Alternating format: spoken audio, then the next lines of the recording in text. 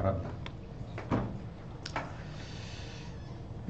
사도행전 1장 8절에 오직 성령이 너희에게 임하시면 너희가 권능을 받고, 그리고 여러분 아시다시피 예루살렘에서 유다와 사마리아와 땅끝까지 내 증인이 될 것이다 라는 말씀이 있는데, 그 가운데서 성령이 너희에게 임하시면 너희가 권능을 받는다라고 하는 말씀을 오늘부터 한동안 이걸 제목으로 놓고 볼 겁니다.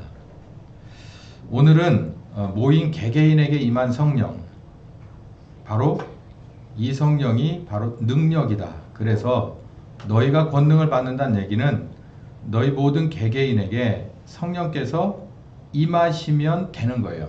그러면 그 자체가 권능이라는 거예요. 권능의 성령께서 내게 오시면 내가 권능을 받는 거예요. 그러니까 성령이라고 쓰고 권능이라고 읽으면 돼요. 그러니까 성령님 그러고서 가로 열고 권능 그렇게 보시면 돼요. 그러니까 너희가 권능을 받는다는 얘기는 성령께서 오셔서 약속하신 성령을 기다리는 자에게 그 성령이 오시는 것을 말합니다. 그러면 권능이 되는데, 그런 표시가, 이제 그런 결과들이 막 드러나더라 라고 하는 얘기예요. 사도행전 1장 4절부터 8절은 다음과 같은 세 가지가 들어있습니다. 예수님이 제자들에게 요청을 했어요.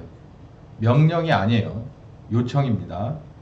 그리고 언약을 했어요. 너희들이 내가 시키는 대로 한다면 내가 이런 약속을 해줄게. 이런 얘기를 했고, 비전, 그렇다면 앞으로 어떻게 될 것이냐라고 하는 것도 보여줬어요. 사람에게 있어서 가장 중요한 게 이 비전 중에 비전. 언약과 비전은 한 세트인데, 애들에게도 그럽니다. 네가 예배 시간에 잘 안 떠들고 예배를 충실하게 드리고 설교 노트를 열심히 잘 쓰면 내가 너에게 이런 상품을 줄게. 그렇지 않으면 오히려 혼난다. 이게 우리가 흔히 이런 식이잖아요. 예수님도 똑같아요.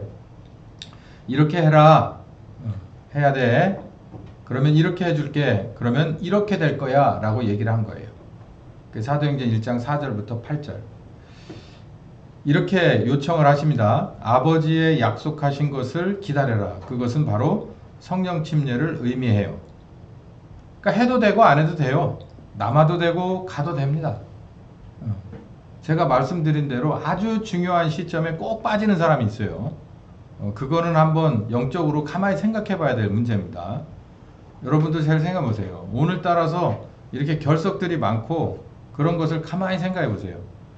이런 생각을 해요. 저는 제가 물론 설교하는 목사라서 예배 시간에 빠질 일은 없지만, 이거 내가 빠졌을 때 진짜 내가 필요하다는 응답이, 그리고 내가 꼭 필요한 말씀이 오면 어떡하나. 그러면 유튜브로 보면 되지. 그래도 되기는 해요. 근데 유튜브가 없던 시절인데, 저는 유튜브로 해결될 수 있는 일은 아주 적다고 생각합니다. 그 자리에서 그 말씀을 꼭 들어야 되는 거예요. 아버지의 약속하신 것을 기다려라. 바로 성령 침례를 약속하셨어요. 선택은 본인의 몫입니다. 근데 이 제자들은 예루살렘에 머물 생각은 사실 없었습니다. 결론적으로는 예루살렘에 머물러서 아버지 뜻대로 다 이루어졌지만, 이들은 각자 자기의 직업 따라서 자기가 있던 일터나 아니면 가족의 품으로 돌아갈 생각이 지배적이었어요. 그걸 알고 있는 예수님이 이걸 기다리라 라고 얘기합니다. 요청하신 거예요. 그래서 선택하고 내가 그렇게 해야겠다 라고 결단한 사람들에게 어떤 언약이 있냐면, 너희가 권능을 받을 것이다 라고 얘기해요. 이 권세와 능력, 영어 성경으로는 힘을 말하는데, 힘을 받게 될 것이다. 그러니까 이걸 또 우리가 원하는 대로 이렇게 생각하면 또 이렇게 생각이 드는 거예요. 옛다 마술지팡이. 그러고서 탁 던져주는 것 같죠. 그래서 이거 가지고서 네가 원하는 대로 흔들면 돼 라고 하는 그렇게 생각이 들어요. 아주 애들 같은 생각이죠. 신앙생활을 이만큼 오래 한 특별히 여러분들은 그렇게 생각하면 안 됩니다. 우리에게 권능을 주신다. 너희가 권능을 받을 것이다. 내가 하란 대로 하면, 그랬을 때 여러분은 고민해 봐야 됩니다. 진짜 마술지팡이 마냥 내게 권능의 봉을 딱 들려주신다는 얘기라면, 그게 그렇다면 정말 신경 써야 될 게, 내가 이거 똑바로 못했다가는 그 뒷감당을 어떻게 할 거냐는 생각을 해야 되는 거예요. 그러니까 이게 정말 신앙의 그 연조가 짧고 또 뿐만 아니라 경험이 없고 그냥 자기중심적으로 해석하는 것에 길들어 버린 사람은 권능의 지팡이라고 생각을 해요. 그렇지 않습니다. 제가 누군가를 위해서 기도를 해요. 기도를 할 때도 제가 그냥 알아서 그냥 막 하는 거 아닙니다. 그냥 그러면 제 권능이 돼버리잖아요. 제가 권능이 아니라 그냥 인사치레 그냥 늘 하는 목사들의 권면 있잖아요. 잘 될 겁니다. 걱정하지 마십시오. 하나님의 뜻대로 잘 이루어지고 귀한 은혜 주실 겁니다. 이건요 아무 쓰잘데기 없는 얘기예요. 그거는 안 믿는 사람도 할 수 있어요. 건강하시길 기원 드립니다. 또 당신이 믿는 하나님이 당신에게 함께 하실 것을 믿습니다. 이거는 그냥 어느 정도 지성의 수준이 올라간 사람들은 다 할 수 있는 얘기라고. 그건 그냥 사람이 할 수 있는 얘기인데 그 안에는 뭐가 없냐면 권능이 없단 말이에요. 그러니까 제가 말씀드린 대로 이게 권능의 지팡이가 아니에요. 너 가져라 그러고 툭 던져주는 게 아니라니까. 오직 성령이 너희에게 임하시면 그 자체가 권능이라는 거예요. 비전을 보여주시는데 땅끝까지 이르러 내 증인이 된다는 거예요. 이게 무슨 비전인데? 이 증인 노릇하는 게요. 배고픈 거고 춥고 배고픈 거고 안전에 위협이 있어요. 그리고 가족들 제대로 못 돌볼 가능성이 큽니다. 그리고 어쩌면 자기가 목숨을 걸어야 될 가능성이 대부분 이 성경 시점에서 볼 때는 대부분이 순교했어요. 우리가 여러 차례 복습했잖아요. 예수님의 제자들이 어떻게 순교를 했는지 뿐만 아니라 여기 모인 120명 대부분이 순교의 직접적인 간접적인 순교의 삶을 다 살다 갔어요. 그냥 세상에서도 야, 이 정도면 괜찮은 삶을 살았네 라고 얘기할 만한 사람 거의 없어요. 그렇게 살던 사람도 예수님 앞에 모든 거 다 내려놓고 그리고 제자의 길을 걸어갔을 때는 정말 힘들고 어려운 삶을 겸해서 그 거룩한 길을 걸어가게 되는 거예요. 땅끝까지를 내 증인이 되리라. 인간적으로 봤을 땐 예수님의 증인이라고요? 예, 예수님의 증인 대부분이 이런 생각을 해요. 옛날엔 신학교, 요즘은 신대원인데 신대원이나 신학교를 갈 때는 대부분 뭐 하러 가냐면 여학생들은 그 사모 되려고 가는 거고 예전에 저 때는 그랬어요. 뭐 성차별이라고 막 얘기하지 마세요. 저는 있습니다. 성차별해요.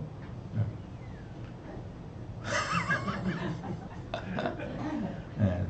사모 되려고 가냐? 뭐 이랬어요. 그래서 대부분 신학과를 안 가고 기독교 교육과를 갔습니다. 그리고 집사람도 기독교 교육과 출신이에요. 남자들은 대부분 신학과를 갔어요. 왜냐하면 신학과를 졸업해야 목회를 하는 게 정석이니까. 근데 저는 기독교 교육과를 갔습니다. 왜 그랬을까요? 목회만은 안 하려고. 목회만은 안 하려고. 근데 우리 집사람 만나서 결혼하려고 거짓말을 했는데 결국은 이렇게 목사가 됐어요. 그 오묘한 일이 신학교에서 이루어지더라고요. 아무튼요. 증인이 된다는 것은 저희 때만 해도 신학교를 가고 신대원을 가는 건 중대한 결정 하나가 있어요. 내가 예수를 위해서 나의 전 인생을 드린다? 물론 저는 그럴 생각이 전혀 없었지만 대부분의 한 10중 8구들에게는 그 물음이 다 이렇게 주어집니다. 그랬을 때 가장 첫 번째 거가 뭐냐면 너 찌질이도 가난하게 살 거다라고 하는 거예요. 지금은 그렇지 않을 거예요. 아마 설문조사를 해보면 왜 목사가 가난하게만 살아야 하는데 근데 그때는 그러지 않았어요. 신학교나 신대원 가는 사람들은 대부분 가난하게 살 각오가 돼 있느냐라고 하는 것부터 했었어요. 근데 이게 벌써 시대가 많이 바뀌어서 물론 내 가난하게라도 해서 내가 이름 없이 빚도 없이 근데도 목회 현장에 들어가 보면은 내 아들이 뭐 못하고 내 딸이 뭐 못하고 우리 집사람이 오단벌 사입은 지가 한 10년 되고 이러면은 속에서 이제 뭔가가 이렇게 많이 끌어오르게 되죠. 우리 때도 그랬는데 이때는 예수님의 증인은요 잡아다 죽이는 게 임자입니다. 신고하면 포상금을 받는 때예요. 내 증인이 되리라. 권능을 받는다 그러니까 권능이 뭔가 좀 달콤하긴 한데 내 증인이 되는데 예루살렘도 넘고 유다도 넘고 사마리아도 넘고 땅끝까지 간다는 거예요. 그러니까는 죽을 때까지 부려먹겠다는 거잖아요. 그러니까 이게 도대체 무슨 비전일까? 예수님은 이런 말씀을 하셨는데 이 제자들은 이 모든 것을요 다 하나님의 뜻으로 적극적으로 그리고 긍정적으로 믿음으로 받아들이고 이 길을 걸어갔어요. 지금 날의 신자들이나 목사들, 교회는 이 생각을 안 해요. 예수의 증인은 힘든 겁니다, 여러분. 권능이라고 하는 건 내가 아무렇게나 배고프니까 떡이 되라, 돌이 떡이 되라 라고 하는 그런 식으로 옷이 없으니까 따뜻한 밍크 코트 이렇게 해서 휘둘릴 게 있는 게 아니에요. 예수가 그리스도인 것을 꼭 증거해야만 할 때 나를 통해서 역사하시는 성령의 힘입니다. 그 나는 남는 게 없어요. 뭐가 남냐면 예수의 제자로서 예수님에게 인정받는 거고 혹시 지금은 아니더라도 뒷날에 그 사람이 이렇게 해서 복음 전하다 순교했으니까 우리 수요일 성경 공부 시간에 토마스처럼 저 사람이 이렇게 대동강변에서 피를 뿌리고 죽었으니까 그 근동에서 그 대단한 장대형 교회가 생겼고 그리고 성령께서 그 교회를 중심으로 대한민국에 불을 일으킬 수가 있었지 않았느냐라고 하는 건 자기 당대의 얘기가 아니에요. 훨씬 뒤에 얘기가 있을까 말까예요. 안 드러난 사람들이 아마 더 많다고 봐야겠죠. 근데 지금 날엔 그렇게 생각하지 않아요. 온갖 곳을 다 갖다 대요. 뭐 굳이 더 비판하진 않겠습니다. 중요한 얘기는 모인 개개인에게 성령께서 오셔야 됩니다. 이게 바로 능력을 받고예요. 권능을 받고 능력을 받고 성령이 너희에게 임하시면 너희가 권능을 받게 된다. 그러니까 성령께서 안 오시면 권능을 못 받는 거죠. 성령님의 권능이 뭐냐를 관심을 두지 말고 일단 성령께서 내게 임하실 거냐 말 거냐를 고민하셔야 돼요. 임하셨다 그러면 모든 게 해결된 거고 그리고 임하시지 않았다 그러면은 그거는 아무것도 없는 겁니다. 그러니까 확률은 50대 50이에요. 임하시면 끝, 임하지 않으시면 끝. 예, 그것도 끝이에요. 이게 영어 성경으로 보니까 뭐라고 그랬냐면은 receive power라고 되어 있습니다. 너희가 권능을 받는다는 얘기가 그냥 대부분의 영어 성경 버전을 보니까 그냥 힘이라고 되어 있어요. power. Holy Ghost is come upon you 이렇게 되어 있거든요. Holy Ghost께서 성령께서 너희 위에 계시다면 너희 위에 이제 이런 표현을 쓰죠. 들이닥쳤다면 너희에게 가까이 왔다면 이렇게 탁 붙었다면 이 얘기예요. upon you 그러면 그러니까 성령 우리 용어로는 성령님과 하나 됐다면 그분이 내게 들어오셨다면 그분이 나를 사로잡았다면 귀신 용어로 빙의 귀신 빙의하고 성령님 빙의하고는 달라요. 귀신 빙의하면 눈부터 돌아가지요. 성령께서 들어오면 눈이 쫙 빨개집니다. 그리고 용감해져요. 그리고 남들이 못 보는 것을 꿰뚫어 봅니다. 그리고 누구의 음성을 듣냐면 하나님의 말씀, 하나님의 음성을 들어요. 살아있는 말씀을 들어요. 그리고 그대로 움직입니다. 이게 바로 성령께서 오셨고 내가 권능을 받는다라고 하는 얘기입니다. 그러면 차 뛰고 포 뛰니까 나는 내가 있는 게 있어요? 없어요? 없어요. 아무것도 없어요. 100% 다 누구 거예요? 아버지의 뜻대로 기다리라 그러니까 기다렸고 그분께서 오셔서 내게 들어오셨고 그분이 들려주셨고 보여주셨고 그분이 능력을 나를 통해서 행하시는 것일 뿐이에요. 이게 이 예루살렘 교회의 처음부터 그렇게 이루어졌다라는 말씀이에요. 성령이 너희에게 임하시면. 그러니까 중요한 것이 뭐냐면 모두에게 우리 개개인에게 성령께서 오신다는 번역이 좀 그러니까 내 안에 들어오시는 것이 나를 주관하시는 것이 이렇게 보시면 됩니다. 이게 가장 중요한 거예요. 성령이 너희에게 임하시면 도대체 무슨 말이냐? 각 사람에게 성령 따라서 각각 다른 방언이 일어났다. 자, 제가 지금 말씀드린 대로 이걸 한번 쭉 한번 연결해 볼게요. 기다려라 그러니까 기다렸어요.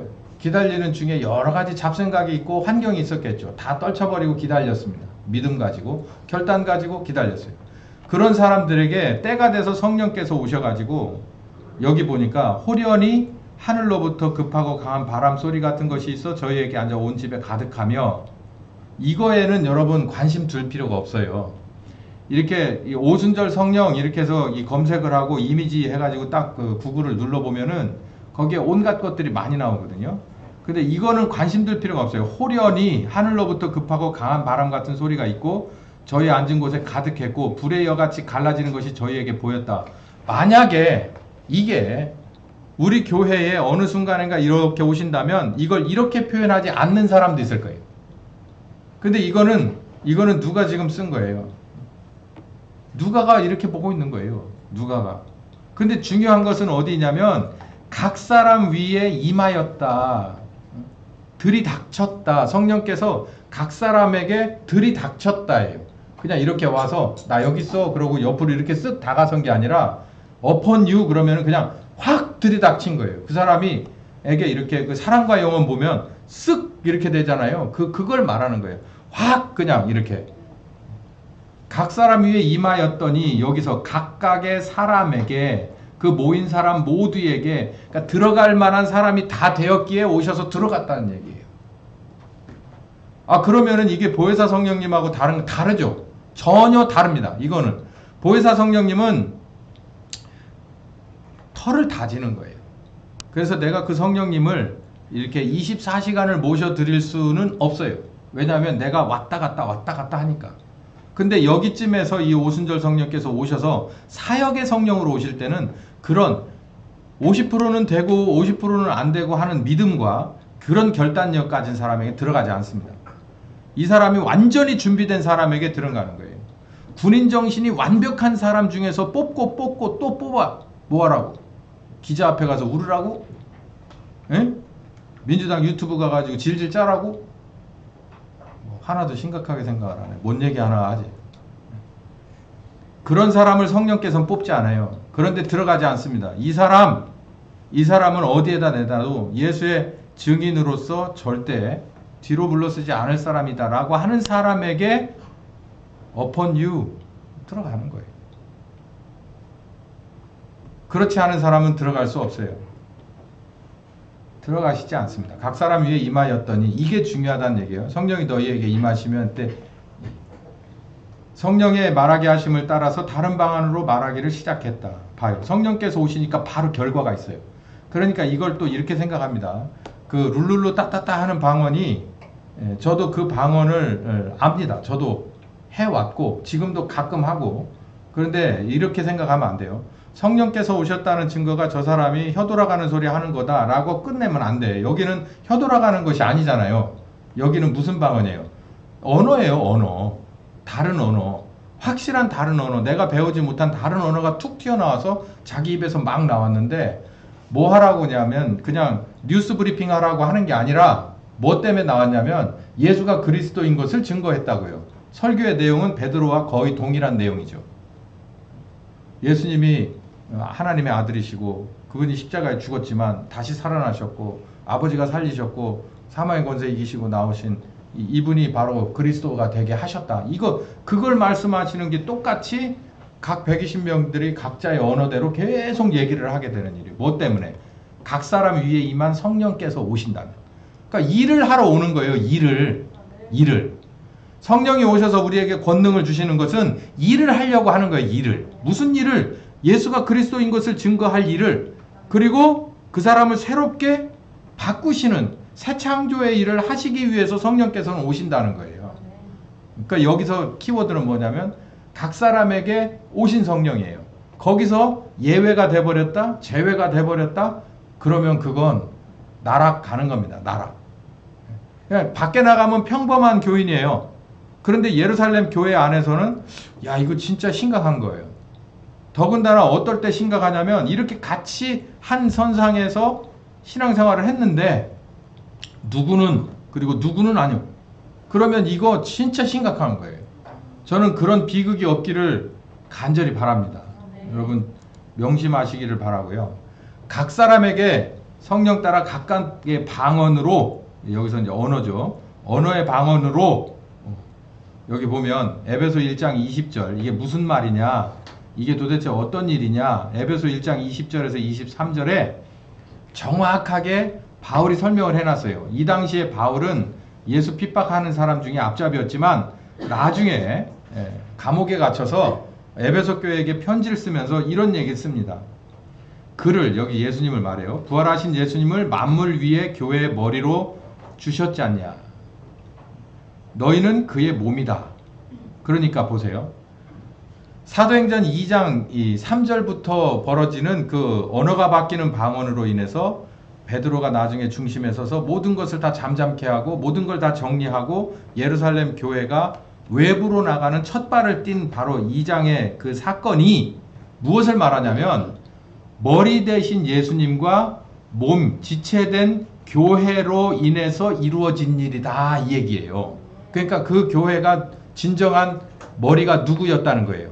예수님이었다는 거예요. 예수님이고, 그리고 베드로를 비롯한 사람들은 모두가 다 지체였는데 머리와 하나로 연결된, 핏줄이 연결되고 근육이 연결되고 신경이 연결된 그런 거였다는 거예요. 그래서 너는 어느 방언으로, 너는 어느 방언으로, 너는 어느 있는 누구에게 가서 이렇게 전하라는 것을 다 지시받고 그대로 했다는 거예요. 그랬을 때 우리가 봤을 때 권능은 성령께서 그 개개인들에게 머리대 지체로 연결되었을 때는 무한 권능이 분출될 수 있다는 거예요.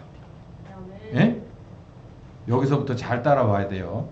우리는 모두 지금 머리 대신 예수님께 붙었다 떨어졌다, 붙었다 떨어졌다, 붙었다 떨어졌다 해요. 옛날 그 어른들 말대로 조시 좋을 때는, 상태 좋을 때는 붙어 있어요. 그러다가 조금 저기 하면 툭 떨어져 나가. 이게 도대체 뭡니까? 그러면 애들이 장난감 가지고 놀다 그런 장난감 갖고 아빠한테 와요. 아빠 이거 뭐 했어? 뭐라 그래요? 우리 애 같으면 큰 소리로 나오죠. 아빠 이거 뭐 뗐어? 고장났어. 그러니까 뭐 해줘? 고쳐주든지 새 거 사주든지. 하나님도 마찬가지예요. 그 고장난 거 못 써요. 아니 당신의 이 머리 대신 데에 붙었다 떨어졌다 하면 이걸 어떻게 신임을 하고 이거를 믿고 오른손을 씁니까? 그럼 그냥 그거 던지고 다시 제대로 붙일 거를 갖다 붙이고 만다고요. 이런 일이 막 일어나는 겁니다. 예수 그리스도 머리시고 지체된 성도 간에 한 몸 되어서 무엇을, 예수가 증인인 것을 권능을 가지고 마구 뚫고 나가는, 벌려나가는 이런 일이 여기서 이렇게 벌어진다는 얘기를 바울이 교회론을 펼쳐가면서 얘기를 했어요.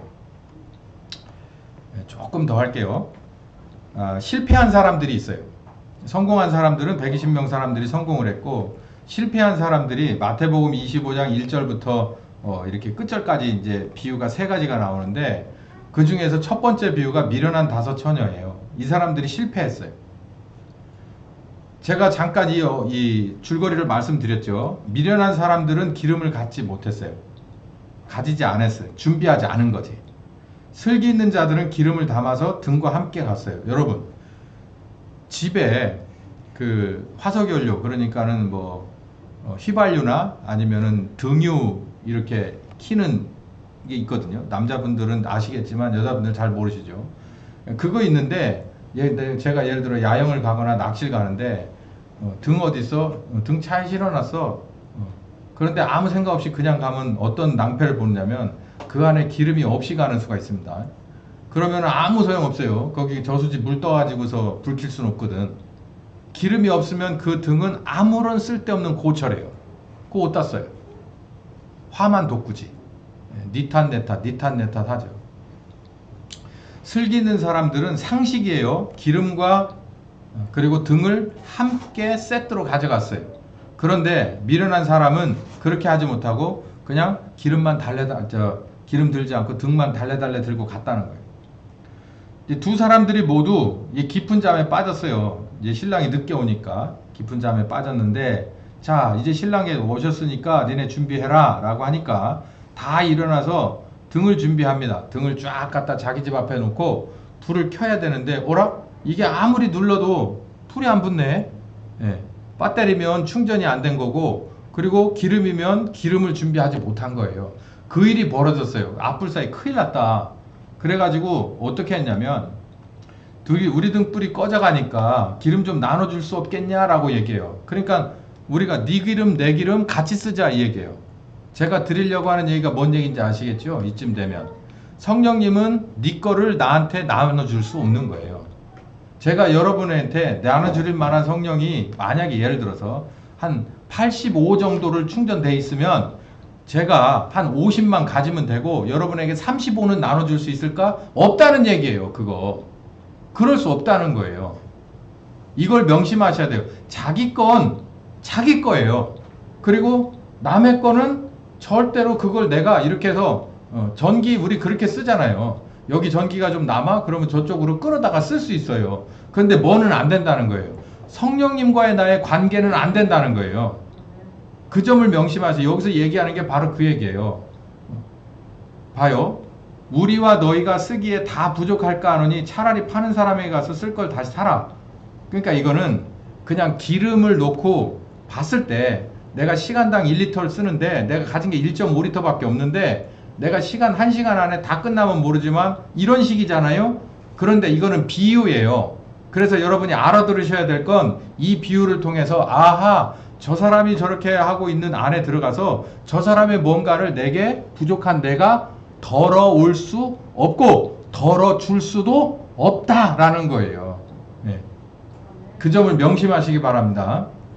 두 번째 실패한 사람들이 있는데 한 달란트 받은 사람, 이건 다 아는 스토리죠. 주인이 물어봅니다. 너 어떻게 하다가 한 달란트밖에 없어? 라고 얘기하니까 한 달란트 받았던 사람이 와가지고 이렇게 말합니다.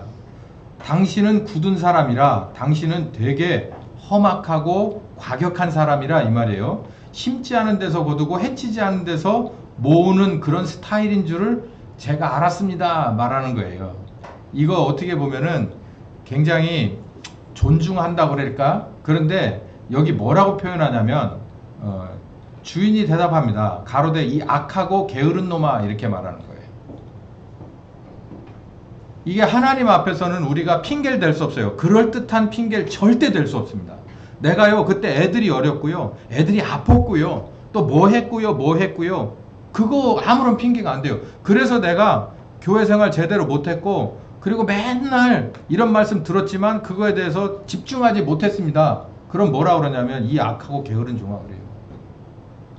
우리가 볼 때는 아이고 그랬어 애들 키우려면 다 그렇지 뭐 그냥 그렇다고 해도 하나님 앞에 갔을 때는 딱 일축해버리는 거예요. 그래? 그리고 네 비즈니스고 이건 아니네. 그럼 결국은 그러면 카트. 여러분 이거 이렇게 핑계대면 안 돼요. 우리 이만한 장년들은 어렸을 때 애들 다 키웠습니다. 우리 지금 엄마들이 그런다는 얘기가 아니고 예를 들면 제가 일관성 있는 비유를 들려고 하니까 뭐 내가 너무나도 가난했어요. 아니면 내가 너무나도 병약했어요. 내가 그냥 애들이 딸린 게 있는데 그것들이 하도 너무너무 힘들게 했어요. 이거 우리가 모든 세대라면 다 겪어가는 거예요. 그러면서도 어떤 사람은 신앙의 열매를 맺는 사람들이 있고 그냥 그걸 핑계를 대는 거예요. 그러니까 뭐라 그러냐면 이 악하고 게으른 종아 그러는 거예요. 실패한 사람들. 여기 이렇게 말해요. 거짓말이다. 그 거짓말. 성령께서 내 속에 없다면 악하고 게으를 수밖에는 없는 거예요. 이게 무슨 말씀이냐면 이 한 달란트 받은 사람들이 악하고 게으른 사람일 수밖에 없었던 것은 다섯 달란트 받은 사람, 두 달란트 받은 사람과 애초부터 다른 마음가짐을 가지고 있었다는 거예요. 성령께서 오셔서 그 속 안에 들어가 있는 사람은 다섯 달란트나 두 달란트 같은 마음을 갖는다는 거예요. 내가 어떻게 해서든지 하루를 정말 한 시간을 아껴서 써서라도 내게 맡기신 이 신임에 대해서, 이 신뢰에 대해서, 이 믿음에, 내 주인의 믿음에 대해서 내가 보답을 해야지라고 생각하는 그 마음이 있다는 거예요. 그런데 성령께서 이 속에 들어오지 않은 사람은 그럴 수 없어요. 그래서 나중에 가서 그냥 짧은 입으로 거짓말을 한다는 거예요. 내가 이런 일이 있었잖아요. 아시잖아요. 내가 이래 해가지고 내가 바빴지 뭐 안 그러면 내가 했죠. 그냥 한마디로 일축한다는 거예요. 네 속에 그럴 마음 자체가 없었잖아 이 얘기예요. 실패한 겁니다. 성령께서 오시고 안 오시고의 이 차이가 있는 거예요. 마지막으로 양 같은 염소를 말합니다. 오른쪽에 양이 있고 왼쪽에 염소가 있는데 사람의 눈으로는 쉽게, 삼자의 눈으로는 쉽게 판단할 수 없어요. 이게 가만히 보니까 여기는 양같이 생겼어. 여기는 보니까 염소같이 생겼어. 여러분이 생각하는 대로 양은 양처럼 생긴 거고 염소는 염소처럼 생겼어요. 근데 진짜 목자가 와서 가만히 보니까 이렇게 해서 양의 우리에 그리고 염소의 우리에 쭉 있는데 보니까 이거는 양처럼 생기기는 했는데 사실은 염소인 것이 있다는 거예요. 이것도 비유예요, 비유. 하나님이 보실 때 이거는 정말 잘된 사람이다 라고 하는 그 그룹 안에 들어가 있는데 그 중에서 질량 미달이 있다는 거예요. 근데 그걸 제3자는 못 알아봐. 근데 하나님은, 목자는 안다는 거예요. 왜냐하면 자기가 키웠기 때문에. 저거는 원래 양처럼 생겼는데 저 하는 짓이나 뭐 먹는 거나 이런 거는 전부 염소야 라는 거를 키운 사람은 다 아는 거예요. 그걸 구분하겠다라고 하는 비유가 마태복음 25장 끝을 이 마지막 비유인데, 이 비유가 우리에게 주는 것은 뭐냐면 어느 한쪽은 누가 시키지도 않았는데 보지도 않았는데 굶주리고 헐벗고 병들고 투옥되고 아주 작은 나그네 된 사람 하나하나를 아주 세심하게 돌보고 정말 마음씨 따뜻하게 그 사람들을 돌본 사람이고, 이 사람들은 그냥 적당히 해서 그냥 밀어붙인 사람들이에요. 그래서 한쪽은 양이고 잘한 사람들 양이고 한쪽은 못한 사람 염소다 이렇게 얘기를 하는데, 그렇게 봐서는 여러분 이게 풀리지가 않아요. 성령께서 내 속에 계시지 않는다면 정결한 양심이 있을 수가 없어요. 어린아이와 같이 아니면 어린 작은 일에 같이 이거를 내가 이게 하나님 앞에서다라는 생각을 할 수가 없습니다. 이 점에 여러분 한 번 더 우리는 세상을 한번 돌아볼 필요가 있어요. 예수 믿는 사람들이 저기 우리가 생각하는 그 지금 핫플레이스 많이 있습니다. 그 안에서 제가 볼 땐 이 어마어마하게 큰 일인데도 불구하고 내가 내 속에 있는 성령께서 이거는 아니다라고 얘기하는데 내가 그렇게 아니다라는 쪽으로 표를 던지고 행동을 해버리고 말을 해버린다면 내가 이러이러한 후폭풍이 있을 수 있을 텐데 라고 하는 그런 갈림길에 서서 내가 그럼에도 불구하고 하나님 편에 서야지, 신자인 편에 서야지 라고 못한다는 얘기예요. 내 속에 성령께서 계시지가 않으니까.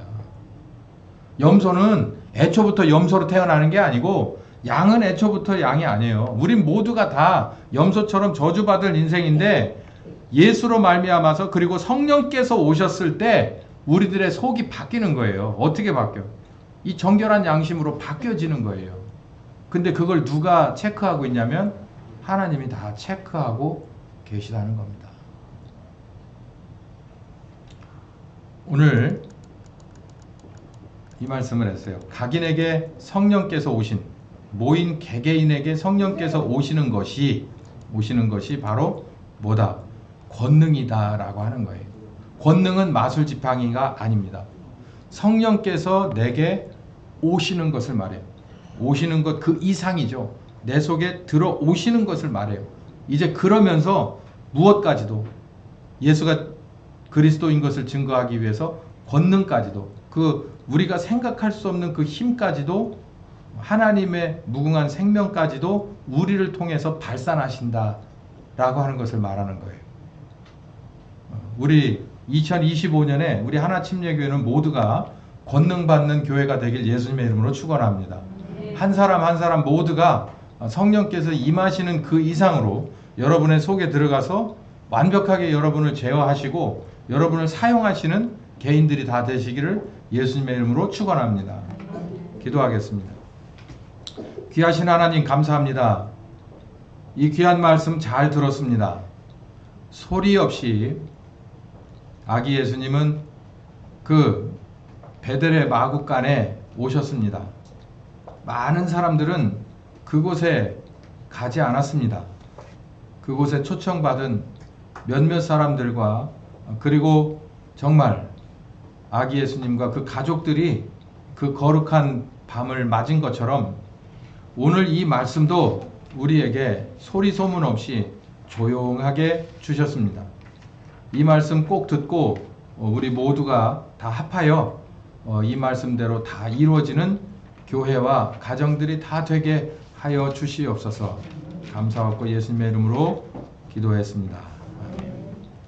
지금은 우리 주 예수 그리스도의 은혜와 아버지 하나님 극진하신 사랑하심과 성령님 교통하시는 역사가 이제는 이 귀한 말씀을 반드시 믿고 결단하고 끝까지 따라가기로 작정하는 한 심령과 가정과 교회 후에 함께 하시길 예수님의 이름으로 축원하옵나이다.